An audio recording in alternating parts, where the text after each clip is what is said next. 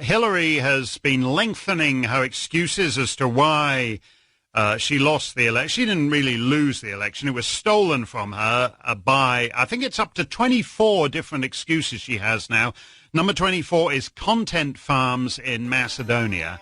And as I said, my grandfather was a Macedonian content farmer, and we often think about, gathering on the porch and recalling the old days on the Macedonian he never thought that the old content farmers he left behind in Macedonia would one day steal the U.S. presidential election. They are gnarled, hard-working Macedonian peasants, and the way they were able to reach out and steal the election. The coronavirus continues to ravage Macedonia. Macedonian schools finally start back, though with many problems. Many students and their parents want their children back in a school setting. And various scandals plaguing the government of Zoran Zaev continue. And Bulgaria is making new demands that Macedonians essentially give up their identity in return for Bulgaria allowing Macedonia to begin EU accession talks. In the meantime, the U.S. Assistant Secretary for the Bureau of Energy Resources in the U.S. Department of State, Frank Fannin, was recently in Macedonia pushing for Macedonia to be joined to a new liquefied natural gas terminal that will be built in Greece, delivering Azeri natural gas, which has multiple implications as Macedonia still struggles with its overall energy supplies. And speaking of the U.S. elections will determine, at some point, the winner of the White House, as well as the makeup of the U.S. House and Senate, and this, in turn, will have implications for Macedonia. We'll discuss all of this and more on this episode of the Macedonian Content Farmers Podcast. I'm Jason Miko, coming to you from the foot of the Catalina Mountains in Oro Valley, Arizona. And this is Cvetin and Jason calling in from Skopje, Macedonia. We are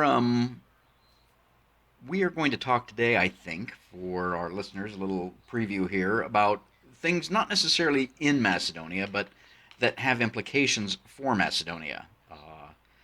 As I mentioned at the top of the monologue there, the usual stuff is continuing, and as we talked prior to getting on this call to record this podcast, we thought that we might want to talk about something new, but still obviously focused on Macedonia in one way or the other. Yep. Today is Sunday, October the 4th. This is episode 88 of the Macedonian Content Farmers Podcast. The United States elections, Cvetin, are in less than 1 month. And if they take place. Oh, they'll take place. They're already taking place. I mean, listeners may not know that the 50 states that make up the United States of America all have their own systems for running their elections, whether it's elections for the city council or for the president of the United States. And when I say that, that means different ways of conducting the elections in terms of, where to vote, how you get a ballot, how you vote early, how you vote absentee, things like that. I don't even know. Can you vote absentee or early in Macedonia? No. Only the diaspora had the right to vote, right. Like a day before. But even that is contingent on enough of them applying, and not enough applied this time. And sick people can request to vote at home if they're too frail to go to the polling station. And with the coronavirus, now people who had been diagnosed, they could invite a similar team in spacesuits to come 2 days before the election. Right. So, yeah. Well, here is, as you know, you spent some time here. Folks can vote, and the system has become more liberalized, and I use that small L, liberalized, in terms of it's expansive in terms. You can vote for any reason in most localities. You can get an absentee ballot or vote early, up to weeks, a month in advance. I vote early. I get a ballot mailed to me. I fill it out and I mail it back. And this year, there are estimates of 30-40% of the electorate casting their ballot by mail, which has all kinds of implications for our elections, which are on Tuesday, November 3rd, is the day that the majority of people, I think, will actually still go to the polling places like in anywhere else and actually cast their ballot. But it's those mail-in ballots that, and in a close election, and I still think this will be a close election, that could determine the outcome. And those ballots aren't necessarily counted until, well, I think in most places you can't open them and start counting them until election day, and then it takes, because it's such a massive process, it could take days. And there are some places in the United States, localities, where the ballots can come in even after November 3rd and still be valid. So you can see how messy this is going to get. It's going to take weeks to declare a president. It could. Now, interestingly enough, the United States has already been through this once before, at least once, but in modern history once. So obviously, as most of our listeners will probably remember, the elections of 2000 weren't determined until December, and ultimately it was up to the Supreme Court that decided 5-4 that Florida, in this case, went to George W. Bush, and so he became president of the United States. So we've already had a situation where, in recent memory, where we didn't know on election night or the day after or the week after or the month after who won. So at least we're prepared in that respect. This one's different for a whole bunch of reasons. Now we have President Trump and the First Lady Melania, who have been diagnosed with COVID, and obviously we wish them well and a speedy recovery. Yep. But that does have implications for the campaign. And then we've got the House and the Senate. The House is probably going to stay with the Democrat Party. The Senate can go either way. All of this has implications for Macedonia. So let's just take Joe Biden for a moment, who, all indications are right now, if the election goes the way the polls state, he would become the next president of the United States for at least a couple of weeks. However briefly. At least a couple of weeks, maybe a few months. Outset, okay, I'm going to go out on a limb right now. I'm going to say that if he does eventually become the president of the United States, he will be president for less than 2 years. And then Kamala Harris will become president. Be that as it may, Joe Biden has a history with dealing with the Balkans and Macedonia. I like telling the story from 2001 when the so-called National Liberation Army of Ali Ahmeti attacked Macedonia unprovoked, because they basically wanted to split Macedonia in two. Boris Trajkovski, who was the president at the time, had an invite from George W. Bush to go to Washington and talk. This was in May of 2001. So Boris went there. I actually went with the president and his team. I was a quote-unquote member of the kitchen cabinet, even though I was working for the American Chamber of Commerce there. But Boris was a close friend of mine. And at that time, Boris went to see Joe Biden, who... And that was a weird year because Joe Biden was not at that moment the chairman of the Senate Foreign Relations Committee. About a month later, he did become chairman of the Senate Foreign Relations Committee, we're not going to go into the weeds on that. It's very complicated, even for most Americans. Yeah. But anyway, sat down, had the meeting in the senator's office, and I will never forget what Joe Biden told Boris Trajkovski in May of 2001 regarding the conflict going on and Ali Ahmeti's attempt to split Macedonia in two. Joe Biden told Boris Trajkovski, and I quote, "This is not about right or wrong. This is about what is possible." My takeaway from that was that Joe Biden didn't really give a damn about right and wrong, what was good and bad, what was right and evil, what was good and evil. He just wanted the situation to go away. He wanted it to be cleared up. And basically said, do whatever you have to do to get that done. If you have to give in to Ali Ahmeti and his murderous thugs and criminals, as George Robertson called them, then do it. Yeah. Which is what he really wanted. So, Joe Biden, he called Hashim Thaçi the George Washington of Kosovo. Do I have that right? That was Biden. Yeah, it's a blurb on some book, I guess. Yeah. Is this Thaçi's book or? I think so. Yeah. Did Thaçi write a book? Oh God, that would be even crazier. And yeah, he got a blurb from Biden, and Biden calls him the George Washington. We were joking how now that Washington is being seen through the lens of slave owners, so now that an apology is due here not to George Washington but to Hashim Thaçi for this comparison. Oh dear. It gets really twisted really quick. So Joe Biden called Hashim Thaçi the George Washington of Kosovo. He's obviously meddled, Joe Biden that is, meddled in the Balkans in a variety of ways. We should probably go back and maybe I'll go back this week and take a deep dive into what he's done in the Balkans and in Macedonia. What would a Joe Biden presidency look like for Macedonia and for the Balkans? Yeah, he was deeply involved in the U.S. Balkan activities in the 90s, which were obviously introduced to the region by the way Serbia handled the collapse, or essentially the way Yugoslavia collapsed. Practically different factions fighting each other, and different U.S. politicians took different sides, different European countries took different sides, but most in the U.S. After a short while fell on the side opposed to the Serbs and basically supporting whoever the Serbs were fighting. Was it the Bosniaks? Was it the Croats? And of course, given the atrocities the Serbs committed in Bosnia and the fact that they had the upper hand in heavy armaments, I guess it made some sense. But then once you put these mechanisms, this administration in place to bomb and propagandize Serbia into overthrowing Milosevic, I suppose, cutting deals with intelligence in Serbia with the security apparatus. This system did not then just retire once the mission was accomplished, but after 99 was the Kosovo War, 2000 Milosevic was brought down, 2001.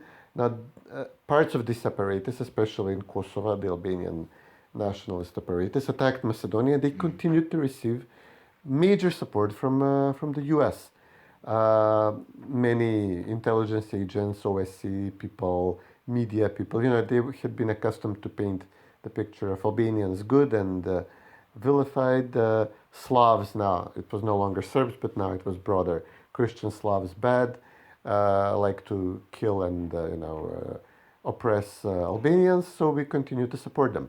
Now, one of the worst people here actually was a Republican. It was Mitch McConnell, whose office practically blocked Macedonia from purchasing weapons in the West, and we had to turn to Ukraine, the pro-Russian government then of Ukraine. But Biden was, completely in on this, especially given how the previous Democratic Clinton administration was so heavily involved in bringing Milosevic down. Bush famously said he does not want any foreign entanglement, so he did not want to get involved in the Balkans. He was saying he wants to deal with Mexico, with Canada, with the Western Hemisphere until 9/11 happened. But Biden was deeply involved in the Balkans, and as you said, he would take the side of the Albanians in a conflict with the Serbs, which you could argue it's a right call. But then he would take the side of the needlessly provoking and aggressive Albanians in Macedonia, which had a far better record of human rights. Didn't do 1% of the of what Serbia was doing in Kosovo, but still, the Albanians had the guns, had the international support, had the infrastructure. So they said, okay, now from the victim we are becoming the attacker. And Biden, as you said, completely supported their side. And then once he was vice president, they had Gruevski over, I think, in 2011 in the White House, and it was still Hillary. So this was co-organized by Biden and Hillary, and this was the time when Gruevski was reportedly given the ultimatum to he needs to make the name change. He must change the name of the country, and allegedly also told that he needs to give practically a federal arrangement in Macedonia with regard to the Albanians, practically Albanians running large chunks of the country, or even worse, having veto power over the whole of the country, things which are now being implemented under Zaev. And Gruevski refused this, stopped going to Washington for a while, visibly refused meetings with U.S. diplomats when they would come on this, to discuss this issue. So Biden was involved in then putting in motion the process to remove Gruevski, especially after Ukraine. After Ukraine started, practically the U.S. administration determined that Macedonia must join NATO, no matter what it does to the country. We need to be anybody not willing to accept 100% of the Greek demands needs to be removed. And they staged the colored revolution. So we can see everybody in the Kosovar community, Albanian community in the U.S. Here, people dealing with like messaging from the Balkans. Everybody in the Bosniak Muslim community, they support Biden 100% in the elections. Right. That's a good recap there. Couple of points I'd add on. Number one, Biden is obviously, non compos mentis. He's barely functioning, in my opinion. So he's not entirely aware of everything that is going on around him. He's going to have his hands full just with domestic issues if he's elected. That plus the fact that the State Department is, a lot of our friends call it the deep state. I prefer to call it the administrative state. It is an institution of its own. It follows its own policy agenda no matter what, which is why, just slightly backtracking, the Trump administration hasn't done any favors really for Macedonia. That's because it's the State Department does whatever it wants. Doesn't even matter who the Secretary of State is. They're their own clique, their own class, their own Borg, whatever word it is you want to use to describe the members of the State Department. They all basically went to the same schools. They have the same worldview. They're all atheists, 95%. So they follow their own agenda, whatever it is. So even when Joe Biden either steps down or drops dead as president, if he's elected, and Kamala Harris becomes president, and who knows what her position is on these types of issues. I guess we'll have to look into that as well, or we'll find out soon enough. Either way, you're absolutely right when you talk about how the Albanians and the Bosniaks and others are going to support Team Biden 100%. Of course, on the flip side, and this is just true in general when you take a step back, take a 50,000-foot perspective and look at history, just because the State Department and others are in support of these various groups that we've just mentioned over the past 20, 30 years doesn't mean that's always going to be the case. And at some point it's going to come back and bite them, meaning the groups, the Albanians and the Bosniaks and others that are now supported by the State Department for a variety of reasons. All right, let's turn slightly to this other item that I mentioned in the monologue, and that is the man with the longest title, the U.S. Assistant Secretary for the Bureau of Energy Resources in the United States Department of State, Frank Fannin. The longer, what is it? I forgot the joke. The longer the title, the less important you are. The less thing he does, But anyway, Frank Fannin, with that title, recently in Macedonia, pushing for Macedonia to be joined to the new LNG, liquefied natural gas terminal being built in Greece with Azeri natural gas. Listeners should perk up at that word, Azeri. That's Azerbaijan, currently in a war with Armenia over Nagorno-Karabakh, which has been a perpetual sore spot for a long time. But now there's actually a shooting war going on. As of today, I think we mentioned just before we got on the call, some of the cities are being shelled and whatnot. What's all this mean for Macedonia in terms of its energy issues? Well, we're now at the start of winter, and you have winter there? It's still warm. Yeah, well, pretty serious ones. It's still. I'm sorry. The weather report from Oro Valley, Arizona. Today it'll be 101 degrees Fahrenheit. That's what, 38, 39 Celsius, and it's been that way for the past 3 days. Yeah, well, we're starting autumn, but it's getting colder. Summer is no longer. We're in this weird period where you have like 3 seasons during one day. It starts off like mild winter, then it gets like autumn, and then it shoots up to full-on summer by around noon, and then it goes back again, and you have to dress for all the occasions. Right. So the people are still not heating homes as intensely as they will they will in a few months, in a few weeks, and practically Basically only the capital Skopje, the high rises in the capital use warm water for heating, fired by gas, which is imported from Russia, very minuscule amount of gas because due to our position and lack of leverage, we have never been able to negotiate a proper price over a reliable period of time, and very few only very few factories use natural gas for energy consuming projects, and just like a few, I think there are like 3 heating plants in Skopje which burn this to heat water. So this is the clean way to heat your apartment. Some people use electricity, just got 7.5% more expensive in a post-election surprise from Mizar. So people will be cutting back on that, and as a result, practically the bulk of the country, especially houses, small towns, small other cities than Skopje, use wood. Right. And it's often mixed with some horrific stuff like plastic. It's like polished wood with paint in it. So it's a horrible mix.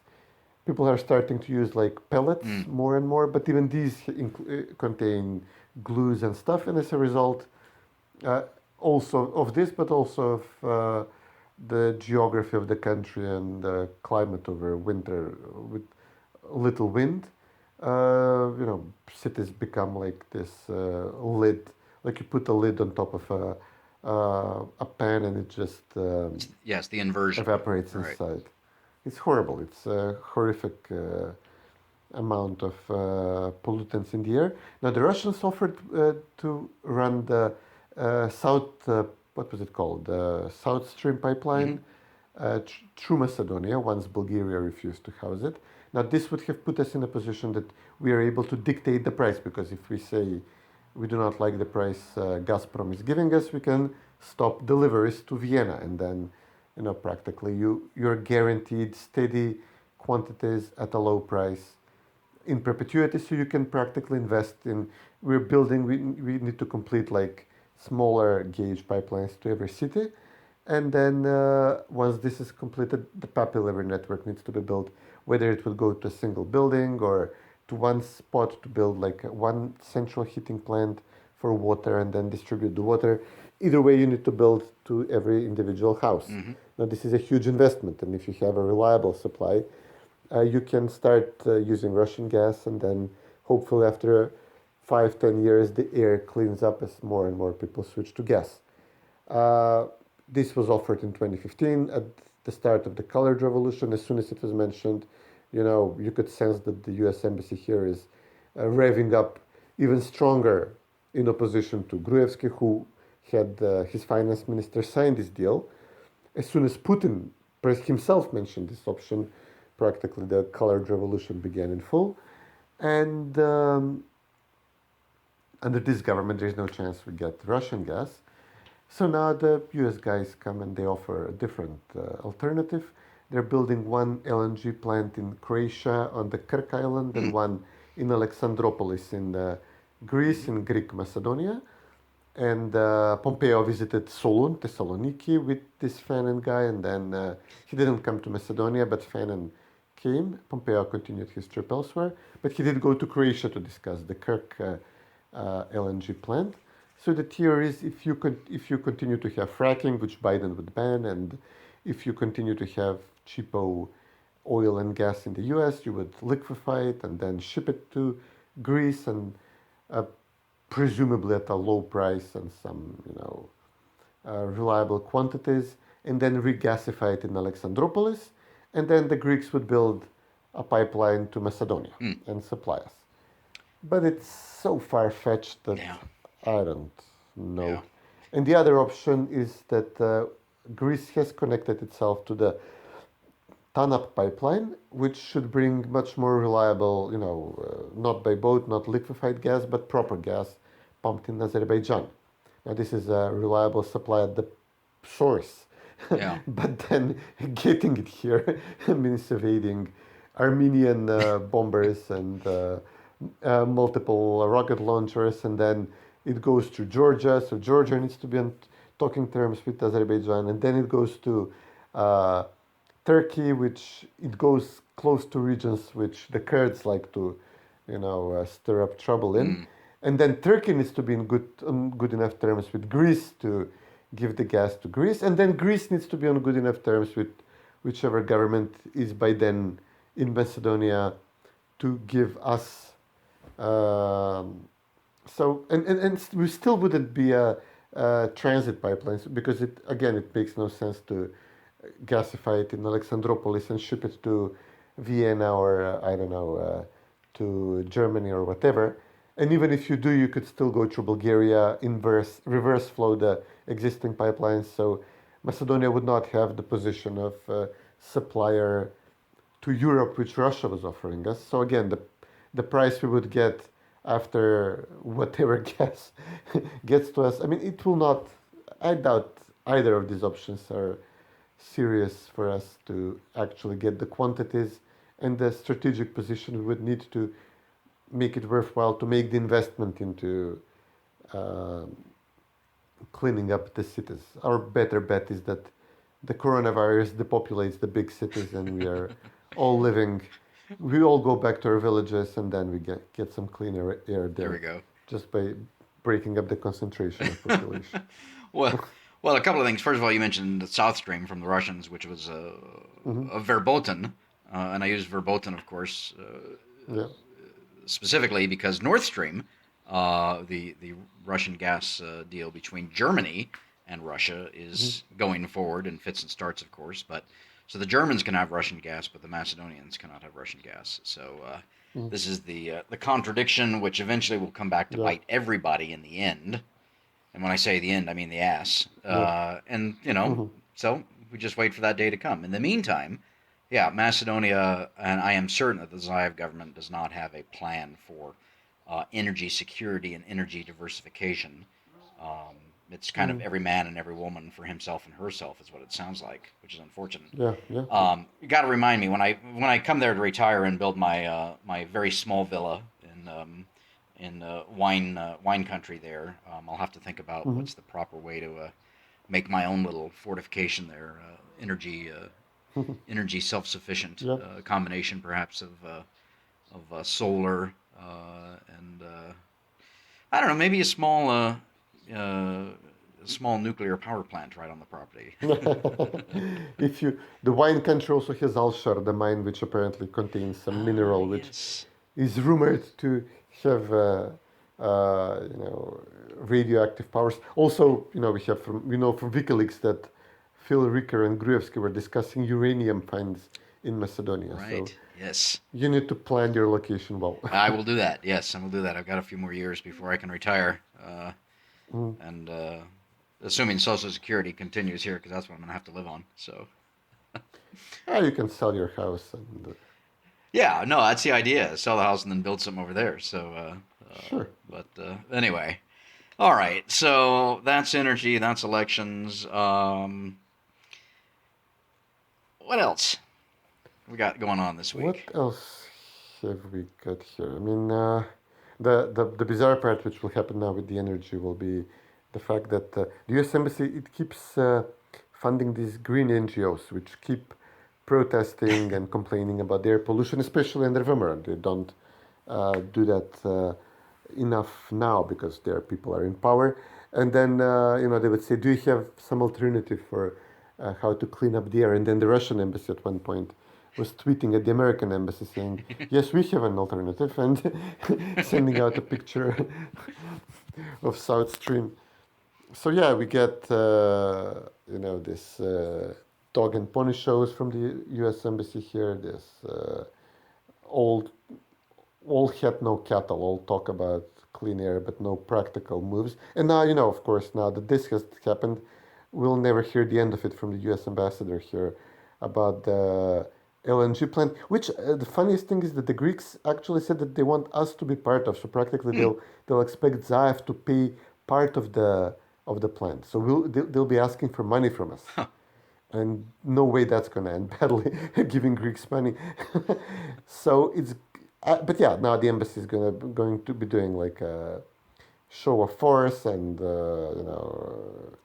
bothering everybody with how they fixed the air pollution in Macedonia, even though, with the Russian pipeline, by now we would have probably had like some major cities at least having a heating plant for central heating plant online, while with this thing it's back to square one. So I don't know. Yeah, it's all if you sit and focus on it for too long, it gets really depressing really quickly. Yeah, but Zaev is going to actually make some money out of this personally, Oh, not for well, the of country. course, But yeah. there is a report now in a Bulgarian paper that he swapped his uh, villa on the Greek coast for another much bigger, much more exclusive at a different location. So, I saw that. and the Bulgarians, yeah, Bulgarians say he keeps having like visitors from Macedonia, from Kosovo, Greeks coming over. I'm pretty sure the U.S. ambassador as well. So yeah, Yeah, apparently he's gonna profit out of it's this. on the in Halkidiki on the Cassandra Leg. Halkidiki for listeners is the three peninsulas that jut out just kind of southeast of Solon, Solon and Nash. And Yeah. Cassandra's the first one, and it's at the very tip of that, and it's apparently a very large, luxurious villa right on the waterfront there. That Mhm. Zayev and his family owns through whatever arrangements they've Yeah, got. That doesn't sure. surprise me. And we don't assume that because Solon Enash and Halkidiki Enash that it's because Zayev actually believes that this is actually Aegean Mhm. Macedonia. It's just because well, he's got money to burn, and he wants a luxurious place outside of Yeah. Macedonia on the sea, and that's the way it is. It was an old trick for the Greek oligarchs and politicians to bribe Macedonian politicians who they wanted to get some kind of a favorable deal for them, either on the name or business-wise. So Georgievsky allegedly had a villa. I mean, there was no end of reports on this when SDSM took over from him, practically toppled him in 2002. And now ZAF. So it makes it's very likely they gave it to him. The Greeks gave it to him Hmm. for as a form of bribery, but also leverage because now they can wiretap it. They have they know everything he's saying there, who's he meeting, all the dirty deals. If just having the villa is not scandal enough, everything that's being said inside there is much worse. Yeah. And the funny thing is, again, going back to human nature, which is immutable, um, unchangeable. Our friends on the left don't Mm, believe that. Our friends on the left believe that human nature can be changed with enough social mm, engineering, with them doing the social engineering, and of course taxpayer money. Uh, you know, Zayev and his brother Viche and other members of the Zayev family believe that this will continue forever, and they will live in mm. lives of Yeah, luxury and power forever, and that's hubris. And of course they yeah, won't. It's just a matter of time before they're out of power and in dire straits. yeah. And wheels turn around. Now there is a report, but still not well sourced and fact checked, and immediately denied by the Zav government.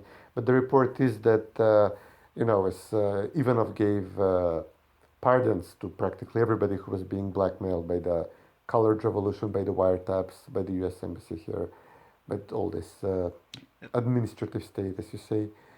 That was in That 2007, April 2017 or 16. I can't remember. 16, 16, right? 16. Okay. Yeah, it reignited the Right. revolution. Yeah, I It remember that. practically died down, but apparently Katica was still operational and she was planning to have Gruevski arrested. They allegedly had a judge lined up to approve her arrest warrant.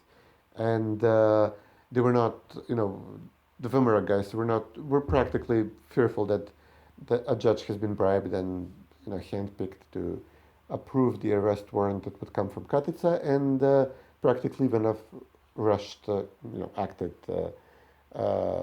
It was apparently prepared. They had a whole list of about 90 people who would receive pardons. Hmm. And Ivanov said, we're doing this because our leaders are being blackmailed to sign off on something that is going to damage the country. And, we saw what happened afterwards with the name change and the Albanians practically running the country now. So the pardons were then revoked, but even then, legal experts would say that there is enough precedent in the European Court of Human Rights that you cannot revoke a pardon once given by a president, and once people would get charged and sentenced, especially, even if they had, willingly, making quotation marks, Right. asked for the pardon to be revoked, all of them immediately, wisened up and then petitioned the court saying, in the appeals, they would say, listen, I've been pardoned in this case once before. So now there is a report that the court in Strasbourg, which is some kind of a court of last resort in Macedonia, we generally accept their rulings, has ruled that the pardons stand. The Justice Ministry immediately said that no, they are just beginning the procedure, which could take years. So we are now in the, as we're recording, we're in the midst of these two conflicting reports, but it would mean, if approved, Gordana Jankulovska, who was detained last month, Right. started serving out her sentence, would be released if the pardons are activated again. Miliana Kievsky, who faces all sorts of criminal charges, would be released. Another Interior Ministry official who was sentenced with Gruevski and Jankulovska would be released. Gruevski would be able to, in theory, return to the country. Mialkov would be released for most of the crimes against him. Not that Zaev is moving against Mialkov. He's Right. practically That's his buddy. an ally of the regime by now. So, but it would not mean end of the prison sentence for this large group of about 15 protesters and another former interior minister, Mitko Chavkov, and of course the grandson of Macedonia's first president, Metodi Andonovchenko, Jana Cento, who are in prison for a different regime-inspired court, kangaroo court process. Over the protests in the parliament in 2017. This is not covered by pardons. Ivanov did not give them a pardon, even though he could have at the end of his term. So they would still be on the hook. Interesting. Well, that is one that we will follow. And this news just came out, but it's unclear as to what the case is. And given the nature of the current government of Macedonia, they're going to do whatever they can to muddy the waters and make it, confuse things. So we'll see. Okay. Well, good. But there are two Zaev coalition partners who are waiting pardons here, both Ali Ahmeti and Menduh Taci. I think Menduh he's even sentenced by now, or at the first instance. So they might pressure Zaev. Zaev might want to stave off any decision in Strasbourg, so he could blackmail Ahmeti with one of the cases against him. But they might insist that the pardons are reactivated. We'll see. Just to be on the safer side. So we'll see. If not for Vimera, this could be done for Zaev's coalition partners. Any news from The Hague? And Ali Ahmeti went there. Well, he actually went to Kosovo to testify last month. We still don't know if it was as a witness or in what capacity he was there. Any leaks or news out of there as to what was the result of all that? Yeah, the leaks are still contained only in Kosovo. Basically, the internationals in Kosovo are arresting these war veterans from the UÇK, from the Albanian nationalist groups, who are leaking reports, practically intimidating the witnesses in reality, and telling the prosecutors, the international and local prosecutors, that they are being watched and that the UÇK has the goods on them and knows where they live, etc., and who they've been talking to and what about.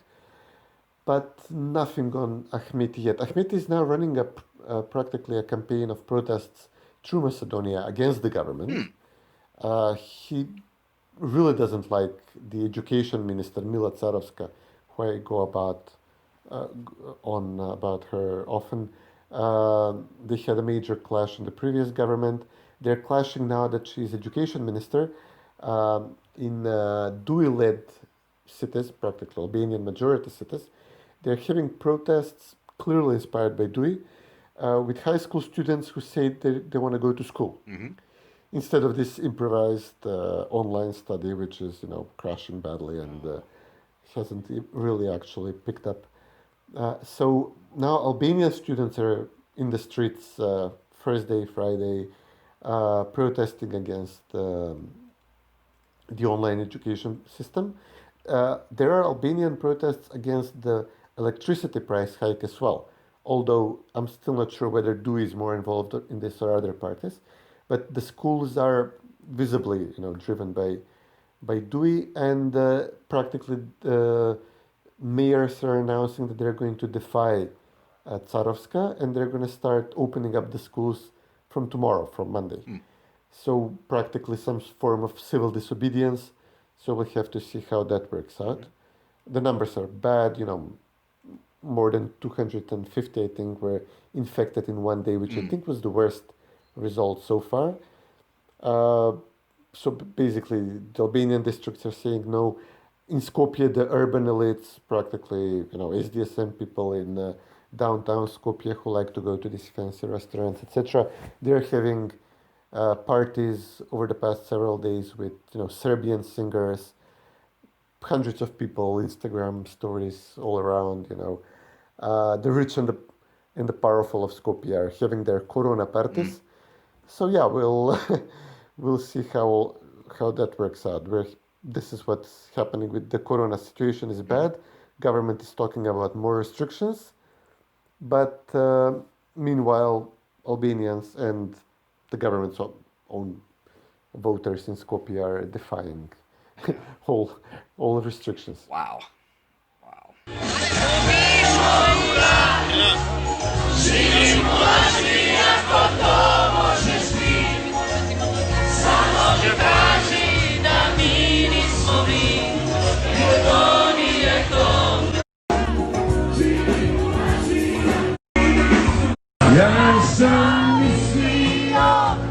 Welcome back to the Macedonian Content Farmers Podcast. Cvetin and here in Skopje and Jason Miko in Oro Valley, Arizona. We were discussing rule of law defects in Macedonia, when we'll ever get clean air here through use of gas for natural heating, and most recently the coronavirus and how people are partying to this hideous music, which I just had edited in for the break. But now it's time to end the podcast with Jason's Farmer's Pick. Yes, well, thank you, Cvetin. Normally we took the idea of the Farmer's Picks from our friends at National Review, the Editors Podcast, and they have their Editors Picks, which generally are links to other essays and articles written by other editors and writers within the National Review family. Before that, they have their light item, which is maybe the way we'd want to do it. But anyway, normally our Farmer's Picks are what would be the light item, something that is some good news, focusing on travel or food or music or some positive aspect of Macedonian culture and Macedonian society.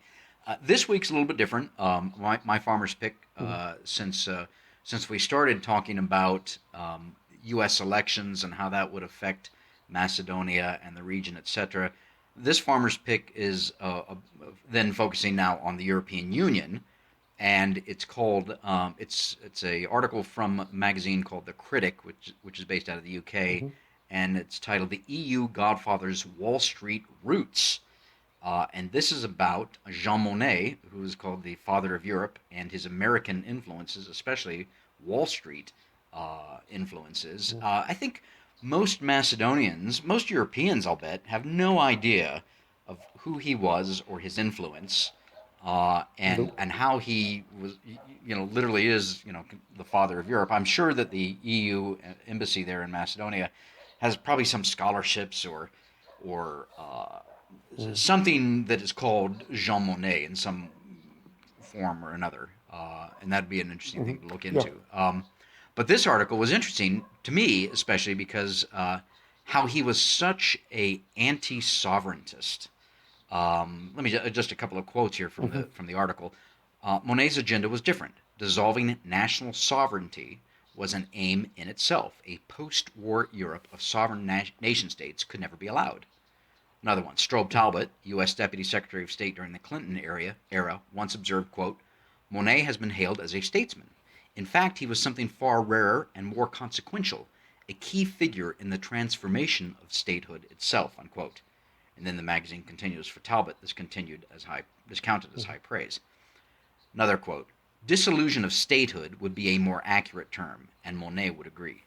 He was always open about his strategic aim. What was and is more surprising is how the supposed need to erode, then eventually dismantle sovereign nation states, the building blocks of modern European history, so quickly became accepted wisdom among so many politicians and intellectuals. So the whole article is just basically, it's an expose of him, his Wall Street connections, his connections with the U.S. State Department, John Foster Dulles. Anybody who's ever flown out of Dulles Airport in Washington, D.C., that's who it's named after. And, basically the priestly class of bureaucrats, some politicians, most of them, and it's important to point that Monet was never elected to anything, and yet he's considered the father of Europe.